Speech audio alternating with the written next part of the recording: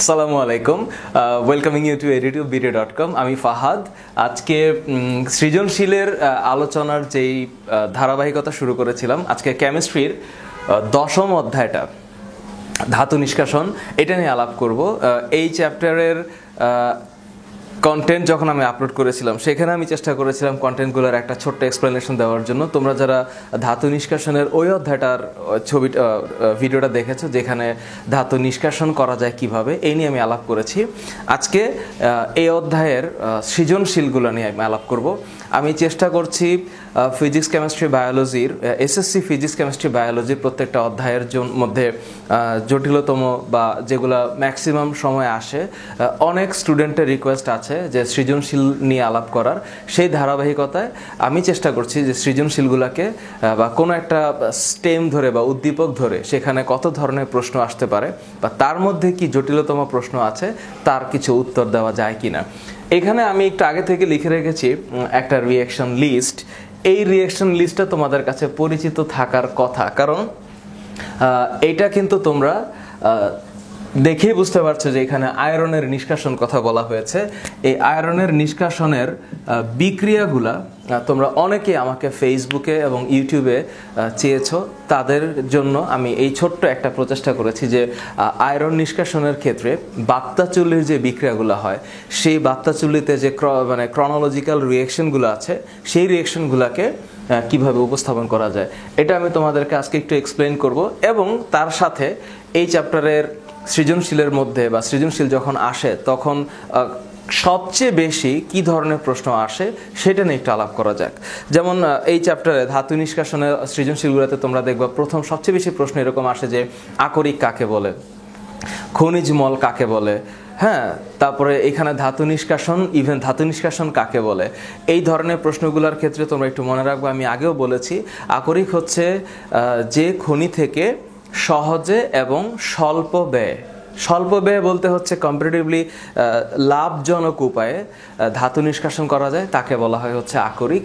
এবং তোমরা বিভিন্ন ধাতুর অনেক আকরিকের নাম জানো, যে আয়রনের আকরিকগুলোর মধ্যে আছে হেমাটাইট, ম্যাগনেটাইট, সিডারাইট, পাইরাইটস, লিমোনাইট, এরকম। তারপরে হচ্ছে কপার আকরিকের ক্ষেত্রে তোমরা জানো চালকোসাইট এবং হচ্ছে কপার পাইরেটস থাকতে পারে। জিঙ্কের আকরিকের ক্ষেত্রে তোমরা জানো যে জিঙ্ক ব্লেন্ড আছে, ক্যালামাইন আছে। তোমরা কিন্তু এগুলোর সংকেত সহ জানো, কারণ তোমরা যদি একটু ধাতু নিষ্কাশনের যে চ্যাপ্টারটা আছে তোমাদের বইয়ে, ওইটা যদি তোমরা একটু রিডিং পড়ে থাকো পুরো চ্যাপ্টারটাতে, অনেকেই আমাকে বলেছে যে এই চ্যাপ্টারটা পড়ার সময় ভালো অনুভূতিটা হয় না, কঠিন মনে হয়। কিন্তু যাদের কাছে সহজ মনে হয় তাদেরকে সাধুবাদ, যাদের কাছে কঠিন মনে হয় আমি চেষ্টা করব এই ভিডিওর মাধ্যমে যারা এই মুহূর্তে দেখছো সামনে, তাদের যাতে কিছুটা হলেও উপকার করা যায় এই চ্যাপ্টারের সৃজনশীলগুলো থেকে। সুতরাং তোমরা আকরিক কাকে বলে, আকরিকের সংজ্ঞাটা পড়বা, খনিজ মলের সংজ্ঞা পড়বা। খনিজ মল হচ্ছে যে আকরিকের মধ্যে ধাতুর সাথে যে বিভিন্ন ধরনের মাটি, বালি, পাথর বা অন্যান্য অপ্রয়োজনীয় দ্রব্য যেগুলো মিশ্রিত থাকে তাকে খনিজ মল বলে। সুতরাং সৃজনশীলে ক নাম্বার কোয়েশ্চেনটাতে, ধাতু নিষ্কাশনের ক নাম্বার কোয়েশ্চেনটাতে ভ্যারাইটিস রকমের কোয়েশ্চেন আসতে পারে। কিছু কমন কোয়েশ্চেন নিয়ে আমি আলাপ করলাম। খ নম্বর কোয়েশ্চেন যেটাকে আমরা অনুধাবনমূলক বলি, এই অনুধাবনমূলকের মধ্যে বিভিন্ন ধরনের প্রশ্ন আসতে পারে। এমন একটা প্রশ্ন আসতে পারে যে তোমরা জানো যে পেঁয়াজ কাটার সময় চোখে পানি পড়ে। পেঁয়াজ কাটলে চোখ দিয়ে কেন পানি পড়ে, এটার সুন্দর করে ব্যাখ্যাটা তোমাদের বইয়ে দেওয়া আছে। তারপর আমি একটু ছোট্ট করে বলে দিচ্ছি যে পেঁয়াজ হচ্ছে যে সালফারের একটা যৌগ। সেই সালফার বাতাসের অক্সিজেনের সাথে বিক্রিয়া করলে বা দহন হলে সালফারের সাথে অক্সিজেনের বিক্রিয়ায় উৎপন্ন হবে সালফার ডাইঅক্সাইড। এই যে সালফার ডাইঅক্সাইড উৎপন্ন হলো, এই সালফার ডাইঅক্সাইডটা চোখের মধ্যে উড়ে যখন চোখের মধ্যে আসে, মানুষ যখন পেঁয়াজ কাটে তখন পেঁয়াজের সালফারের সাথে বাতাসের অক্সিজেনের যে রিঅ্যাকশনটা হয়, সেই রিঅ্যাকশনে উৎপন্ন সালফার ডাইঅক্সাইড চোখের পানিতে যখন যুক্ত হয় তখন সালফার ডাইঅক্সাইড প্লাস পানি এটা বিক্রিয়া করলে H2SO3 উৎপন্ন হবে, যার নাম হচ্ছে সালফিউরাস অ্যাসিড। তোমরা সবাই জানো যে H2 H2SO4 এটা হচ্ছে খুব বহুল প্রচলিত একটা অ্যাসিড, যেটাকে আমরা বলি সালফিউরিক অ্যাসিড, এবং এটাকে আমরা বলি হচ্ছে রাজম্ল, কারণ এটা পৃথিবীতে সব দেশে শিল্পের ক্ষেত্রে সবচেয়ে বহুল ব্যবহৃত একটা অ্যাসিড। সুতরাং এই অ্যাসিডটার ব্যবহার যত বেশি করে যে দেশ, সেই দেশকে শিল্পের পর্যায়ে তত উন্নত ধরা যায়। আর এটা হচ্ছে সালফিউরাস অ্যাসিড, যেখানে পানি এবং সালফার ডাইঅক্সাইড বিক্রিয়া করে সালফিউরাস অ্যাসিড হয়। এটা চোখের মধ্যে যখন অ্যাসিডটা তৈরি হয় তখন সেটা চোখের মধ্যে একটা জ্বালা তৈরি করে, তখনই চোখ দিয়ে পানি বের হয়। এই ছোট্ট কথাটাকে একটু গুছিয়ে লিখতে হবে এবং তার সাথে এই দুইটা রিঅ্যাকশনকে তোমাদের দিতে হবে। সো পেঁয়াজ কাটার ক্ষেত্রে এটা তোমাদের পারা উচিত। এরপরেও আরও একটা প্রশ্ন আসে যে কমনলি একটা কোয়েশ্চেন, যেটা হচ্ছে জিঙ্ক অক্সাইড, এটা একটা উভধর্মী অক্সাইড, এটার ব্যাখ্যা। প্রশ্নটা হচ্ছে যে অক্সাইড কাকে বলে? যে কোনো যৌগের সাথে অক্সিজেন যুক্ত হলেই তাকে অক্সাইড বলে। এখন কত ধরনের অক্সাইড আছে এটা তোমাদের জানার কথা, কারণ আমি বিশ্বাস করি যে আমাদের প্রত্যেকটা স্কুলের শিক্ষকরা যারা পড়ান তারা অনেক চেষ্টা করেন স্টুডেন্টদেরকে ভালোভাবে গাইড করার, এবং স্টুডেন্টরা যদি একটা ভালো এনভায়রনমেন্ট দিতে পারে একটা টিচারকে, সে যদি এমন একটা পরিবেশ দিতে পারে যে তখন টিচাররা কিন্তু চেষ্টা করেন একদল স্টুডেন্টকে বা ক্লাসের শিক্ষার্থীদেরকে সর্বোচ্চ জিনিসটাকে দেওয়ার। কারণ আমরা যদি একটু পেছনের দিকে চিন্তা করি যে প্লেটো, সক্রেটিস এবং থিওফ্রাস্টাসের ক্ষেত্রে তারা যখন তাদের ছাত্রছাত্রীদেরকে বা তারা যখন তাদের ছাত্রদেরকে গড়তেন, তারা এমনভাবে শিক্ষা দিতেন যে একজন সায়েন্টিস্টের স্টুডেন্ট আরেকটা সায়েন্টিস্ট হয় এবং তার স্টুডেন্ট আরেকটা সায়েন্টিস্ট হয়, আর একজন গর্বিত সায়েন্টিস্ট বা ওই রকম জ্ঞানী হয় যারা হচ্ছে এই শিক্ষার প্রসারটা বা এই শিক্ষার প্রভাবটা বা এই যে প্রচলনটা, এটা কিন্তু অনেক আগে থেকে হয়ে আসছে এবং পৃথিবীতে হতে থাকবে। সুতরাং স্টুডেন্টেরও উচিত ওই রকম একটা এনভায়রনমেন্ট দেওয়া যাতে টিচার দিতে পারে। এবং আমি যতটুকু জানি যে প্রত্যেকটা স্কুলের টিচারই সর্বোচ্চ চেষ্টা করেন তাদের স্টুডেন্টদেরকে দেওয়ার জন্য। সুতরাং ক্লাসরুমে যখন তোমাদেরকে টিচাররা পড়াবে তোমরা একটু মনোযোগী হবা, যেহেতু আমি যতটুকু জানি এডিটিউবের এখন পর্যন্ত সাবস্ক্রাইবার যারা আছো বা আছেন, যারা ভিডিওগুলো দেখেন, যারা কমেন্টস করেন, যারা আমাদেরকে সহযোগিতা করছেন প্রতিনিয়ত কিভাবে এটাকে আরেকটু ডেভেলপ করা যায়, কিভাবে আরও ভালো মতো কিছু প্রেজেন্ট করা যায়, তাদের সবার কমেন্টস আমি ফলো করি পার্সোনালি। আমি চেষ্টা করি সেটাকে অ্যাডজাস্ট করার। সুতরাং আপনাদের প্রত্যেককে ধন্যবাদ। আমি ভিডিওর মাঝখানে একটু বলে নিলাম, আপনাদের সবার কাছে আমি কৃতজ্ঞ, এডিটিউব টিম কৃতজ্ঞ আপনাদের কাছে, যাতে করে আপনাদের মতামতের ভিত্তিতে আমরা একটু শক্তিশালী একটা প্ল্যাটফর্ম বানাতে চাই বাংলাদেশের স্টুডেন্টদের জন্য, যারা অনলাইনে পড়াশোনা করবে এবং যাদের সত্যিকারভাবেই ভালো কিছু করার, ভালোভাবে শিক্ষা গ্রহণ করার, জ্ঞান লাভ করার একটা প্রয়াস থাকবে। এই সৃজনশীলের মাঝখানে খ নম্বরে যদি এমন প্রশ্ন আসে যে জিঙ্ক অক্সাইড একটা উভধর্মী অক্সাইড ব্যাখ্যা করো, তার আগে একটু বলে নিচ্ছি জিঙ্ক অক্সাইড উভধর্মী অক্সাইড, এটা আমি প্রমাণ করব। তার আগে একটু বলে নিচ্ছি অক্সাইড কাকে বলে। যে কোনো মৌলের সাথে অক্সিজেন যুক্ত হলে তাকে অক্সাইড বলে, এবং এই ধরনের অক্সাইড কত ধরনের হতে পারে, যেমন আমরা জানি অম্লীয় অক্সাইড, ক্ষারীয় অক্সাইড, উভধর্মী oxide, peroxide, suboxide, superoxide, পলি অক্সাইড।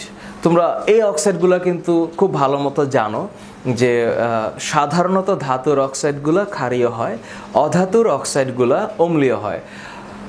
সুপার অক্সাইড আছে, সাব অক্সাইড আছে, পার অক্সাইড আছে। এই যে বিভিন্ন ধরনের অক্সাইডগুলো তোমরা জানো, এটার উপর আমি আবার আরেকভাবে বা অন্য আরেকটা ভিডিওতে আপলোড করার চেষ্টা করব। এখানে যতটুকু বলছি যে জিঙ্ক অক্সাইড একটা উভধর্মী অক্সাইড, এটাকে কিভাবে ব্যাখ্যা করা যাবে, বিকজ অম্লীয় অক্সাইড যদি আমি প্রমাণ করতে চাই, তাহলে যে জিনিসটা ক্ষারের সাথে বিক্রিয়া করে লবণ পানি উৎপন্ন করে সে হচ্ছে অম্ল, আর আমি যদি কোনো জিনিসটাকে ক্ষারীয় প্রমাণ করতে চাই, তাহলে তার সাথে অ্যাসিড বিক্রিয়া করলে যদি লবণ পানি হয় তাহলে সে হচ্ছে ক্ষারীয়। তাহলে এই জিনিসটাকে যদি আমি অ্যাসিডের সাথে বিক্রিয়া করে HCl এর সাথে, তাহলে কি হবে?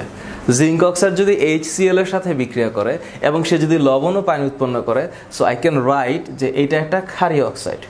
আবার আমি যদি এটাকে এখন ক্ষারের সাথে বিক্রিয়া দেই, এবং সে যদি আবারও লবণ ও পানি উৎপন্ন করে, তাহলে আমি বলতে পারি যে এটা একটা অম্ল বা অম্লীয় অক্সাইড।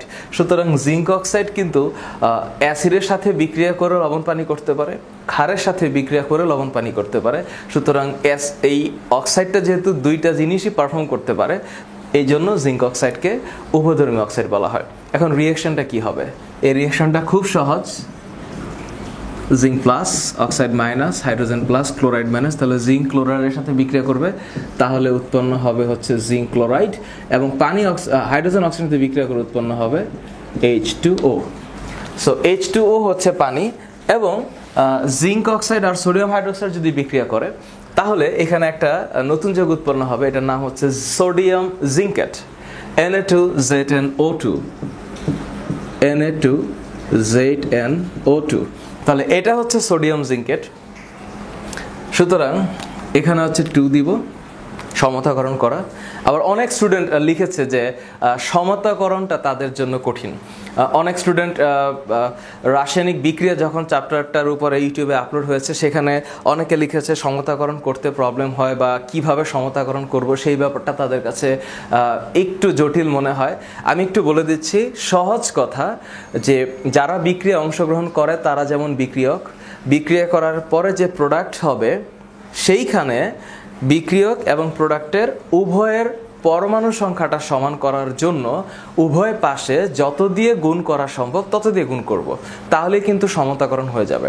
সো এই ছোট্ট জিনিসটাকে খেয়াল করলে আর কিছু প্র্যাকটিস করলে খুব সহজ কেমিস্ট্রির বিক্রিয়াগুলোকে আত্মস্থ করা। তাহলে এটা সোডিয়াম জিঙ্কেট হবে। সোডিয়াম জিঙ্কেট হলে আর কি প্রোডাকশন বাকি থাকবে? পানি। তাহলে এটা হচ্ছে পানি হবে। সুতরাং এইটা এই রিঅ্যাকশনটার সাহায্যে আমরা প্রমাণ করতে পারলাম যে জিঙ্ক অক্সাইড একটা হচ্ছে উভয়ধর্মী অক্সাইড, কারণ এটা অ্যাসিডের সাথে বিক্রিয়া করে, ক্ষারের সাথে বিক্রিয়া করে। তোমরা যদি সম্ভব হয় এই বিক্রিয়াটাকে একটু খাতার মধ্যে লিখবে। আচ্ছা, ক এবং খতে আরও অনেক প্রশ্ন আসতে পারে। আমি আরও একটা ভিডিও আপলোড করব এই চ্যাপ্টারের উপরে, যেখানে শুধুমাত্র আরেকটা ভিডিও থাকবে যেখানে সৃজনশীলগুলোর উপরে আরেকটা আলোচনা হবে। সেইখানে যদি সম্ভব হয় আমি আরও কিছু অনুধাবনমূলক প্রশ্নের উত্তর নিয়ে আসব। এখন এই সৃজনশীলটার উপর বেস করে এখানে যে রিঅ্যাকশনগুলোর লিস্ট দেওয়া আছে, এই লিস্টটা তোমরা একটু খেয়াল করবা।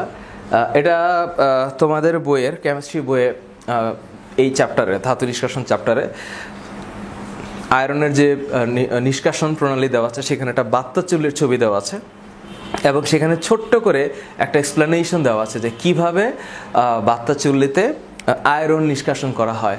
তোমরা জানো যে বাত্তা চুল্লি একটা 120 ফিট লম্বা একটা ধাতব পদার্থের তৈরি একটা স্ট্রাকচার বা কাঠামো, যেখানে উপরে থাকে হচ্ছে কাপ কোণ, সেখান থেকে আয়রনের আকরিককে ঢালা হয়। এবং আয়রন যেহেতু একটা মধ্যম সক্রিয় ধাতু, তাহলে এই মধ্যম সক্রিয় ধাতুটাকে নিষ্কাশন করার জন্য যে পদ্ধতি, তার নাম হচ্ছে কার্বন বিজারণ পদ্ধতি। দুইটা পদ্ধতিতে ধাতু নিষ্কাশন করা হয়। একটা হচ্ছে তড়িৎ বিশ্লেষণ, যেটা হচ্ছে প্রথম 6টা ধাতু যেগুলো হচ্ছে অধিকতর সক্রিয়, যেগুলাকে কার্বন দিয়ে বিজারণ করা যায় না, সেগুলাকে তড়িৎ বিশ্লেষণ পদ্ধতিতে নিষ্কাশন করতে হয়। আর নিচেরগুলাকে, মানে মধ্যম সক্রিয় ধাতুগুলাকে কার্বন বিজারণ পদ্ধতিতে নিষ্কাশন করতে হয়। এই কার্বনকে উপর থেকে দেওয়া হয়, এবং পুরা বাত্তা চুল্লিটার মধ্যে প্রথম থেকে বা উপরের অংশ থেকে শুরু করে নিচ পর্যন্ত অলমোস্ট 300 ডিগ্রি সেলসিয়াস থেকে 1500 ডিগ্রি সেলসিয়াস পর্যন্ত তাপমাত্রা বজায় থাকে। এবং এই উচ্চ তাপমাত্রায় কার্বন এবং হচ্ছে আয়রনের আকরিক, এরা হচ্ছে বিক্রিয়া করে আয়রন থেকে অক্সিজেনগুলো সরে যায়। কারণ তোমরা জানো যে আয়রনের যে 5টা আকরিক আছে, হেমাটাইট, লিমোনাইট, সিডারাইট, পাইরাইটস, আর একটা হচ্ছে ম্যাগনেটাইট, এদের মধ্যে থেকে যে এরা সবাই হচ্ছে অক্সাইড, আয়রনের অক্সাইড। কার্বন সব অক্সিজেনকে সরিয়ে ফেলে, তাহলে শুধুমাত্র থাকে হচ্ছে আয়রন। এবং সেই আয়রনটার সাথে যেহেতু আমি বলেছি খনিজমল থাকে আকরিকের মধ্যে, সেই খনিজমলও বের হয়ে আসে। আমরা কিন্তু আসলে অ্যাকচুয়ালি বিশুদ্ধ আয়রন পাই না। আমরা বিশুদ্ধ আয়রন পাই না, কারণ আয়রনের সাথে অনেক ধাতুমূল্য সেখানে থাকে। এই যে রিঅ্যাকশন লিস্ট আছে এখানে, এই রিঅ্যাকশন লিস্টটা যদি তোমরা একটু খেয়াল করো, আমি একটু বলে দিচ্ছি যে আয়রন নিষ্কাশনে বাত্তাচুল্লিতে 2টা স্টেপে বিক্রিয়া হয়। আরও একটা বলে দেই, বাত্তাচুল্লিতে 3টা স্ট্রাকচার বা বাত্তাচুল্লি স্ট্রাকচারের মধ্যে 3টা অংশ। একটা হচ্ছে বস, একটা হচ্ছে স্টক কলাম, আর একটা হচ্ছে হার্থ। আমি ধাতু নিষ্কাশনের চ্যাপ্টারটাতে ওই আপলোডেড ভিডিওটাতে এটা নিয়ে একটু আলাপ করেছিলাম। সেখানে বাত্তাচুল্লিকে একে আমি বলেছিলাম যে কোনটাতে কিভাবে রিঅ্যাকশন হয়। তারপর আজকে আমি এই লিস্টটাকে তোমাদের সামনে তুলে ধরলাম, এটাকে তোমরা একটু আত্মস্থ করার চেষ্টা করবে। এখন প্রশ্ন হচ্ছে যে কার্বন ফেরাস কার্বনেট, এটা হচ্ছে ফেরাস কার্বনেট, এইটা উত্তাপে বিযোজিত হয়ে যাবে। উত্তাপে বিযোজিত হলে কি হবে? ফেরাস অক্সাইড হবে আর হচ্ছে কার্বন ডাইঅক্সাইড হবে। এই যে ফেরাস অক্সাইড, এই ফেরাস অক্সাইড পুনরায় অক্সিজেন দ্বারা জারিত হয়ে ফেরিক অক্সাইড হবে। এবং এই ফেরিক অক্সাইডের ঘটনাটা কিন্তু একদম প্রথমে বা বাত্তাচুল্লিতে আয়রন নিষ্কাশনের প্রাথমিক যে তাপ জারণটা হয় সেটা হচ্ছে এটা। এরপরে হচ্ছে বাত্তাচুল্লিতে বিগলন হবে। এই যে উচ্চ তাপমাত্রা বাত্তাচুল্লির ভিতরে, সেখানে আয়রন চূর্ণ বা আয়রনের আকরিক কার্বনের সাথে কিভাবে রিঅ্যাকশন হয় তার লিস্ট হচ্ছে এটা। প্রথমে কার্বন অক্সিজেন দ্বারা জারিত হবে, কার্বন ডাইঅক্সাইড হবে। দেন কার্বন ডাইঅক্সাইড এগেইন কার্বনের সাথে বিক্রিয়া করে কার্বন মনোক্সাইড উৎপন্ন হবে। এই যে কার্বন মনোঅক্সাইড, এই কার্বন মনোঅক্সাইড ফেরাসের যে আকরিক আছে, এই যে এখানে ফেরিক অক্সাইড, ফেরাসোফেরিক অক্সাইড, এই দুইটার সাথে বিক্রিয়া করে আয়রনকে আলাদা করবে এবং কার্বন ডাইঅক্সাইডকে আলাদা করে দিবে। By this time calcium phosphate নামে একটা জিনিস থাকে এই আকরিকের মধ্যেই, সেটা আবার বিযোজিত হয়ে ক্যালসিয়াম অক্সাইড আর ফসফরাস পেন্টঅক্সাইড হবে। এই যে P2O5, এটা হচ্ছে ফসফরাস পেন্টঅক্সাইড। দেন কি হবে?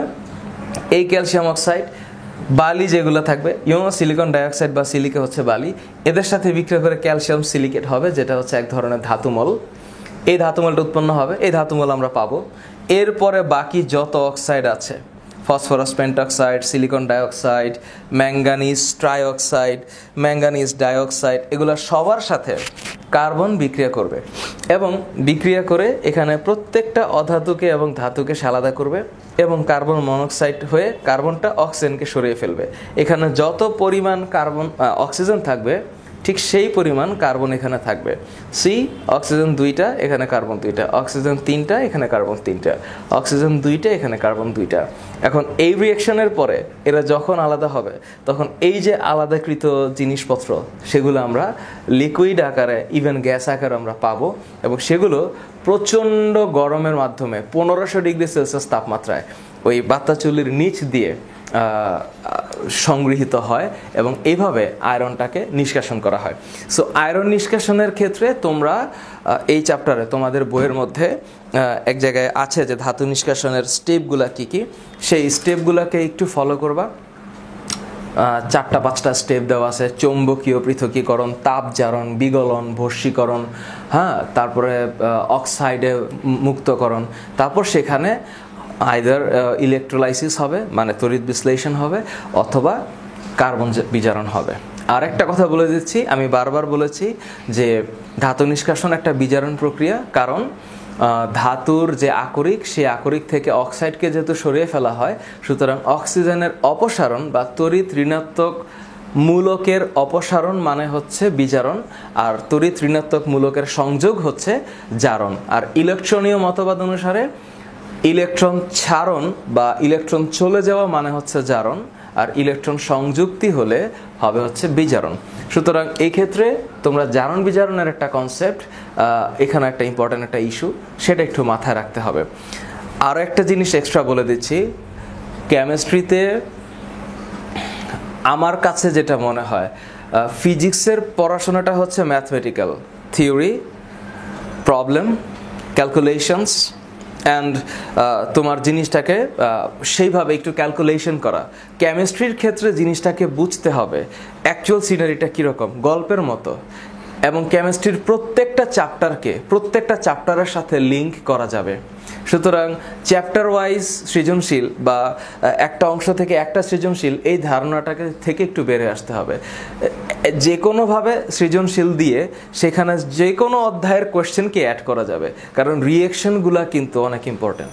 এবং তোমরা অবশ্যই পর্যায় সারণীতে যতগুলো মৌল আছে মৌলগুলোকে একটু ভালো মতো বোঝার চেষ্টা করবা, তাহলে কিন্তু তোমাদের প্রপার্টিস মনে থাকলে তোমাদের রিয়েকশনগুলো সহজ হয়ে যাবে। এবং রসায়নটা হচ্ছে চর্চার বিষয়, যত তুমি দেখবা, যত চর্চা করবা, যত ভ্যারাইটিগুলোকে তোমরা একটু ফলো করবা, কেমিস্ট্রির রিয়েকশনগুলো তোমাদের জন্য ইজি হয়ে যাবে। লাস্ট 4 নম্বর কোয়েশ্চেনের ক্ষেত্রে যদি এরকম একটা কোয়েশ্চেন থাকে যে 95% বিশুদ্ধ চুনাপাথরের 200 গ্রামকে উত্তপ্ত করে প্রাপ্ত কার্বন ডাইঅক্সাইডকে প্রশমিত করতে কতটুকু কস্টিক সোডা প্রয়োজন, এইরকম একটা কোয়েশ্চেন যদি পরীক্ষায় আসে, আমি জানি না তোমাদের মধ্যে অনেকে এটা করে ফেলেছো কিনা অলরেডি, তবে করার কথা। তারপরও যারা করে নাই, এই ভিডিওটা যারা দেখছো যারা করে নাই তাদের জন্য আমি করব যে চুনা পাথরকে আগে উত্তপ্ত করি। তোমরা খুব ভালো মতো জানো যে চুনা পাথরের সংকেত হচ্ছে ক্যালসিয়াম কার্বনেট। এখন ক্যালসিয়াম কার্বনেটকে তাপ দিলে এটা হয়, খুব সহজ। টেম্পারেচার 600 ডিগ্রি সেলসিয়াস, ক্যালসিয়াম কার্বনেটকে তাপ দিলে এটা হয়ে যায়। এখন ক্যালসিয়াম কার্বনেটের আণবিক ভর কত? ক্যালসিয়াম 40, কার্বন 12, অক্সিজেন হচ্ছে 16, 16 ইন্টু 3 হচ্ছে 48, 48 প্লাস 12 হচ্ছে 60, 60 অ্যান্ড 40 হচ্ছে 100। সো এটা হচ্ছে 100। আর ক্যালসিয়াম অক্সাইড হচ্ছে এখানে হবে 56, এখানে হবে 44। তোমরা খুব ভালো করে জানো যে ক্যালসিয়াম অক্সাইডের আণবিক ভর 56 আর কার্বন ডাইঅক্সাইডের আণবিক ভর হচ্ছে 44। এখন 95% বিশুদ্ধ। এখন 95% বিশুদ্ধ মানে 100 গ্রাম চুনাপাথরের মধ্যে 95 গ্রাম চুনাপাথর আমি পাবো, বাকি 5 গ্রাম চুনাপাথর না। এই রকম চুনাপাথর কত গ্রাম? 200 গ্রাম। এখন প্রশ্ন হচ্ছে, যেহেতু 95% বিশুদ্ধ, যেহেতু 95% বিশুদ্ধ, সেক্ষেত্রে কি হবে? 100 গ্রাম চুনা পাথরে পাওয়া যাবে 95 গ্রাম। 95% বিশুদ্ধ, তাহলে 100 গ্রাম চুনা পাথরে 95 গ্রাম চুনা পাথর পাওয়া যাবে, বাকি 5 গ্রাম আমি জানি না কি। এখন প্রশ্ন হচ্ছে এইরকম কয় গ্রাম? 200 গ্রাম। তাহলে 200 গ্রাম চুনা পাথরের মধ্যে অ্যাকচুয়াল চুনা পাথর কয়টা আছে, মানে কত গ্রাম আছে? তাহলে 1 গ্রাম চুনা পাথরে পাওয়া যাবে হচ্ছে 95 ডিভাইডেড বাই 100। সুতরাং 200 গ্রাম চুনা পাথরে পাওয়া যাবে 95 into 200 by 100, which is 190 গ্রাম। তাহলে 200 গ্রাম চুনা পাথর আসলে অ্যাকচুয়ালি হচ্ছে 190 গ্রাম, বাকি 10 গ্রাম অন্য কিছু। এখন আমি এটা মুছে দিলাম। তাহলে 200 গ্রাম চুনা পাথরের মধ্যে 190 গ্রাম আমি অ্যাকচুয়ালি পাচ্ছি। আচ্ছা, এই রকম চুনা পাথরকে উত্তপ্ত করলে, 190 গ্রামকে উত্তপ্ত করলে যেটুকু কার্বন ডাইঅক্সাইড পাওয়া যাবে। এখন 100 গ্রাম চুনা পাথরকে উত্তপ্ত করলে কার্বন ডাইঅক্সাইড পাওয়া যায় কয় গ্রাম? 44 গ্রাম। এখন আমি যদি বলি যে 100 গ্রাম চুনা পাথর থেকে পাওয়া যায় 44 গ্রাম কার্বন ডাইঅক্সাইড, তাহলে 1 গ্রাম চুনা পাথর থেকে পাওয়া যাবে 44 ডিভাইডেড বাই 100 গ্রাম। সহজ ঐকিক নিয়ম। তাহলে 190 গ্রাম থেকে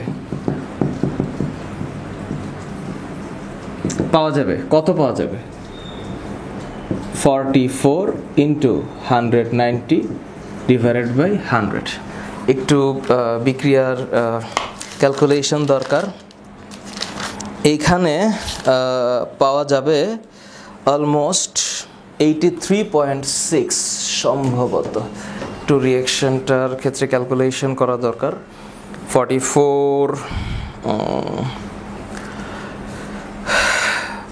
44 into 19 equals to 836 divided by 10, it means 83.6. So 83.6 গ্রাম।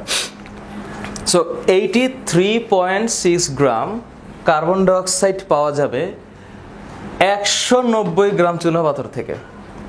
এখন প্রশ্ন হচ্ছে এখন চুনা পাথরকে প্রশমিত করতে কতটুকু কস্টিক সোডা প্রয়োজন? কস্টিক সোডার সংকেত কি? কস্টিক সোডার সংকেত হচ্ছে সোডিয়াম হাইড্রোক্সাইড। এখন আবার রিঅ্যাকশন, সোডিয়াম হাইড্রোক্সাইড যদি কার্বন ডাইঅক্সাইডের সাথে বিক্রিয়া করে তাহলে কি উৎপন্ন হবে? তোমাদের কাছে একটু রিকোয়েস্ট, এখানে তোমরা একটু মনোযোগ দিবা। এখানে 2 দিতে হবে, কারণ আমরা 100% জানি যে এটা সোডিয়াম কার্বনেট হবে। এখন সোডিয়াম কার্বনেট হবে আর হবে পানি। এখন অনেকে প্রশ্ন করতে পারে এটা আমি কিভাবে বুঝবো যে সোডিয়াম কার্বনেট হবে? আসলে সোডিয়াম কার্বনেট এভাবে বুঝবো আমি, কারণ সোডিয়াম হাইড্রোক্সাইড একটা ক্ষার আর কার্বন ডাইঅক্সাইড হচ্ছে অম্লীয় অক্সাইড। কারণ কার্বন হচ্ছে অধাতু আর কার্বনের অক্সাইড হবে অম্লীয় অক্সাইড, সুতরাং এরা বিক্রিয়া করে লবণ আর পানি হবে, আর এখানে একমাত্র লবণ হতে পারে সোডিয়াম কার্বনেট। এখন আবার একটু আণবিক ভরের হিসাব করা যাক। এইখানে সোডিয়াম হচ্ছে 23, সো 23 প্লাস অক্সিজেন হচ্ছে 16 প্লাস হাইড্রোজেন হচ্ছে 1, এবং এখানে যে আমাকে 2 মোল দিয়েছি এই 2 মোল দিতে হবে আমাকে, and that should be। এখন এইখানে যেহেতু আমি 2 দিয়েছি, কার্বন ডাইঅক্সাইডের আণবিক ভর সব সময় 44, এই যে আমরা একটু আগে করেছি এখানে 44, তাহলে এখানে হচ্ছে 44। এখন এখানে করলে কত হয়? 16 আর 1 17, 17 আর 23 হচ্ছে 40, 40 আর 2 হচ্ছে 80 গ্রাম। তাহলে কার্বন ডাইঅক্সাইডকে প্রশমিত করতে কতটুকু কস্টিক সোডা প্রয়োজন? আমার কাছে কস্টিক সোডার ভ্যালু চেয়েছে, সুতরাং আমি এখন অঙ্ক করার সময় কস্টিক সোডাকে ডানে রাখবো আর কার্বন ডাইঅক্সাইডকে বামে রাখবো। তাহলে 44 গ্রাম কার্বন ডাইঅক্সাইডকে প্রশমিত করতে সোডিয়াম হাইড্রোক্সাইড লাগবে 80 গ্রাম। এভাবে লিখবো, 44 গ্রাম কার্বন ডাইঅক্সাইডকে প্রশমিত করতে সোডিয়াম হাইড্রোক্সাইড লাগবে 80 গ্রাম। তাহলে আমার কার্বন ডাইঅক্সাইড কত ছিল? 83.6 গ্রাম। তাহলে 83.6 গ্রাম কার্বন ডাইঅক্সাইডকে প্রশমিত করতে কতটুকু সোডিয়াম হাইড্রোক্সাইড লাগবে? তাহলে 83.6 গ্রাম কার্বন ডাইঅক্সাইডকে প্রশমিত করতে লাগবে হচ্ছে 83.6 ডিভাইডেড বাই 40 গ্রাম। অ্যান্সারটা হবে 152 গ্রাম। সো এই হচ্ছে অ্যান্সার, 152 গ্রাম। সো যদি এরকম হয় যে এই ধরনের কোয়েশ্চেনের ক্ষেত্রে, ম্যাথমেটিক্সের ক্ষেত্রে, কেমিস্ট্রির ম্যাথমেটিক্সের ক্ষেত্রে, আমি অলওয়েজ তোমাদেরকে বলবো একটু ফলো করবা। অনেক সহজ, অনেক সহজ। একবার তুমি যদি ট্রাই করো তাহলে এই চ্যাপ্টারের এবং এই ধরনের ম্যাথমেটিক্সে যেভাবে প্রশ্ন আসুক তোমার জন্য সেটা কোনো প্রবলেম হবে না।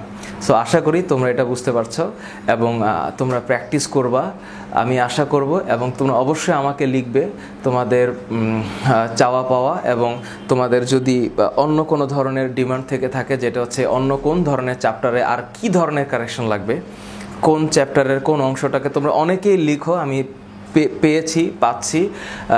আমিও চেষ্টা করছি তোমাদেরকে সেটাকে 100% অ্যাডপ্ট করার। আশা করি তোমরা তোমাদের চেষ্টা চালিয়ে যাবে। দেখা হবে পরের ক্লাসে। আল্লাহ হাফেজ।